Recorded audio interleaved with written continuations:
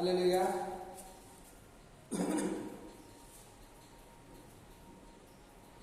అంశం ఏంటంటే దైవభక్తి లేని బిడ్డల మార్పు కొరకు ప్రార్థన.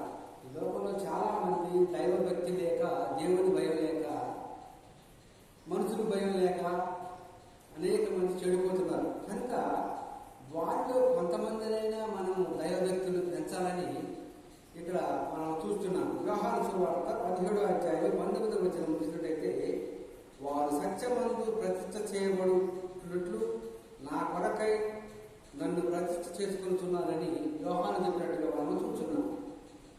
ఎవరు ఆ సత్యమందు ప్రతిష్ఠ చేసుకున్నది అంటే యోహాను అన్నట్టుగా మనం చూస్తున్నాం. ఈ లోకంలో సత్యవంతుడు ఎవరు అంటే నేను వ్యాపించే ప్రభువైన యేసుక్రీస్తు మాత్రమే.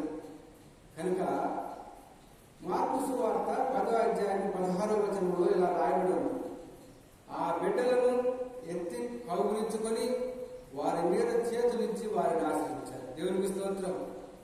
ఎవరైతే దేవుని సన్నిధికి వచ్చి దేవుని మాటలు విని వాటి చొప్పున నడుచుకుంటారో వారి మీద చేతులించి వారిని కౌగులించుకొని వారిని ఆశ్రయించినట్టుగా మనము చూస్తున్నాం. కనుక ఈ లోకంలో హోషేయ గ్రంథము 7వ అధ్యాయం 2వ వచనం చూసినట్టయితే, తాము జరిగించిన చెడుతనమును జ్ఞాపకం చేసుకున్న తమలో తాము అనుకునేది, తమలో తాము ఆలోచన చేసుకున్నారు. మీరు చేసిన చెడ్డ పనులు అన్నీ కూడా దేవుడు జ్ఞాపకం చేసుకోవడం అనుకుంటున్నారు. కానీ అవి మంచివైనా చెడ్డవైనా సరే దేవుని సముఖంలో తేబడతాయి. దేవునికి స్తోత్రం. ఈ లోకంలో ఉన్న మనము మంచి వారముగా నడుచుకోవచ్చు, అనేకులకు ఆశీర్వాదకరంగా ఉండాలని చెప్పినట్టుగా మనము చూస్తున్నాం. కనుక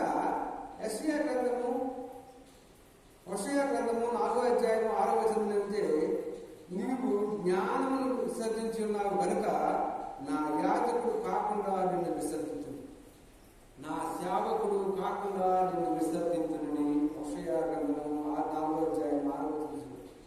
నీవు ధర్మశాస్త్రమును అనుసరించింది కనుక నేను కుమారుల మీదకి కుమారులను మరుతును. దేవునికి స్తోత్రం.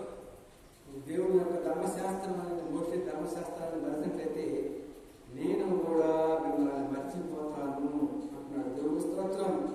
ఈ లోకంలో దేవుని ఎందుకు భయభక్తులు కలిగి పెంచాలి. ఈ లోకంలో భయం లేక, భక్తి లేక ఎంతమంది చెడిపోతున్నారు. ఈ లోకంలో మనం చూసినట్టయితే ఎంతో మంది చెడిపోతున్నారు. దేవుని స్తోత్రం.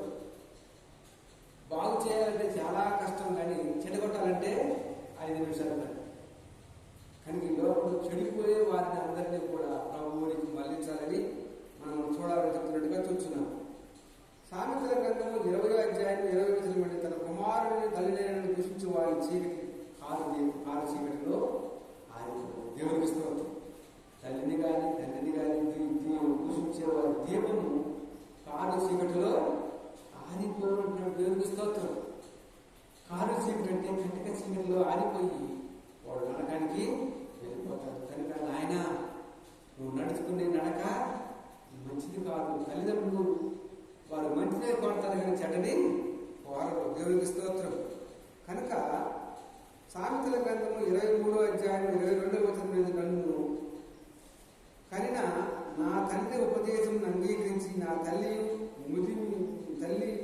ముదిమి యందు ఆమె నిర్లక్ష్యం చేయకము, సత్యము అమ్మి దానిని కొనుక్కు. దేవునికి స్తోత్రం.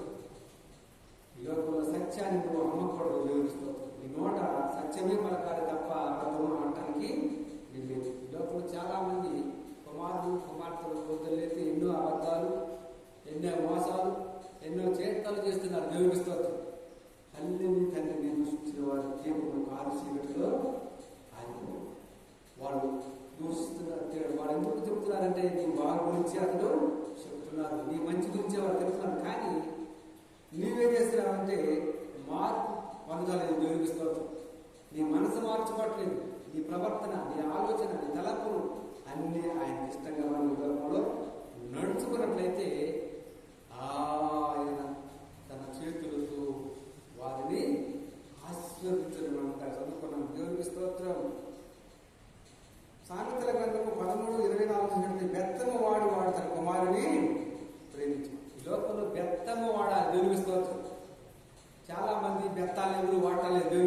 టీచర్లు కూడా ఈ రోజులలో ఎక్కడ కూడా బెత్తాలు వాటలు. ఎందుకంటే మేము చదువుకునే రోజుల్లో బెత్తం చేయి తిప్పి కొట్టేసేవారు, చేయి మళ్ళా కొట్టేసేవారు. కనుక గత గత వణుక్కుంటూ చదివాము.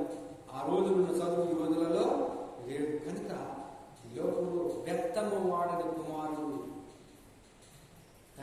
తండ్రి ఆ కుమారుడిని ప్రేమిస్తున్నాడు.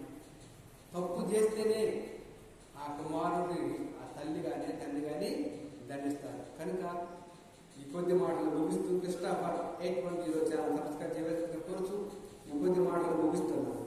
ఆమె